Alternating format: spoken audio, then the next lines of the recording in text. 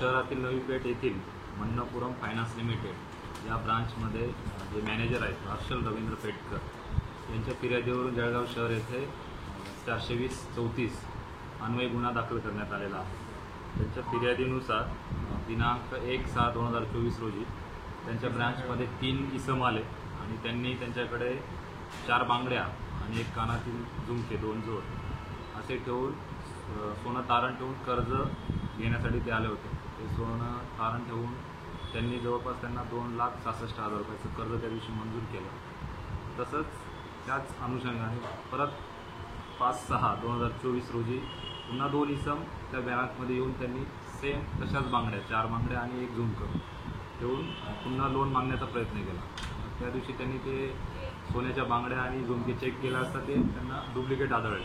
त्याच्यानंतर त्यांनी त्यांना परत केलं। पुन्हा तेथील जे क्लर्क होते त्यांच्या लक्षात आलं की अशाच प्रकारच्या बांगड्या देखील या अगोदर आपल्या ब्रांचमध्ये ठेवून आपण 2,66,000चं कर्ज दिलेलं आहे। पुन्हा त्यांनी ते चेक केलं असता ते देखील बांगड्या त्यांना डुप्लिकेट असल्याचं जाणवलं। तेथील ब्रांच मॅनेजरांनी जे इसम त्या बांगड्या घेऊन आले होते त्यांना त्यांनी सांगितलं की तुमच्यावर अजून 40 लाख रुपये एक्स्ट्रा आम्ही कर्ज मंजूर करत 40,000 रुपये एक्स्ट्रा कर्ज मंजूर करत आहोत। त्या लालच दिल्यानंतर ते पुन्हा तिथे इसम आले। त्यांनी त्यांना पकडून ठेवलं। स्थानिक पोलीस स्टेशन आपले जळगाव शहर पोलीस स्टेशनला कळवल्यानंतर आपली टीम त्या ठिकाणी गेली। संबंधित जे 2 इसम होते जोराराम रानूराम बिश्नोई जे सध्या जळगाव शहरात राहतात लेकिन परंतु ते फिलोदी राजस्थान येथील मूळचे आहेत। खेतेंद्र ओमप्रकाश शर्मा जे सोन्याचे कारागीर आहेत बालाजी पेठेमध्ये ते देखील आग्रा उत्तर प्रदेश येथील आहेत। त्या दोघा इसमांना ताब्यात घेतलं। त्यांच्याकडे चौकशी केली असता अजून 2 इसम याच्यामध्ये सहभागी असल्याचं निष्पन्न झालं।